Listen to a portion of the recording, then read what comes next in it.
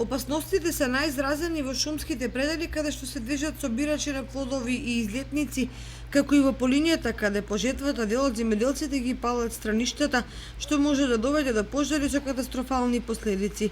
Со цел превентивно дејствување противпожарната единица летова ќе спроведе активности за едукација на населението како да дејствуваат за да се спречи појавата на пожари и како граѓаните да го заштитат имотот во такви случаи.